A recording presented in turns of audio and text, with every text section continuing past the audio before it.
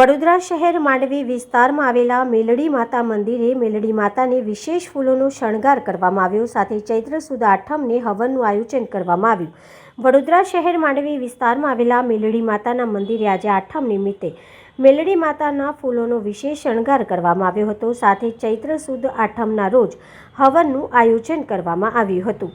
વહેલી સવારથી જ માઈ ભક્તો મેલડી માતાના દર્શન કરવા માટે આવતા હોય છે અને માઈ ભક્તો ખુલ્લા પગે આવી મા મેલડીના દર્શન કરી ધન્યતા અનુભવે છે. માઈ ભક્તો માનતા રાખતા હોય છે. ઐતિહાસિક માંડવી 4 દરવાજા નીચે છેલ્લા 150 વર્ષ ઉપરાંતથી પણ પહેલાં મેલડી માતાનું મંદિર આવેલું છે અને મંગળવારે મોટી સંખ્યામાં માઈ ભક્તો અહીં મેલડી માતાના દર્શન કરવા આવતા હોય છે. સાથે મેલડી માતાને ચુંદડી અને પ્રસાદ અર્પણ કરવામાં આવતું હોય છે.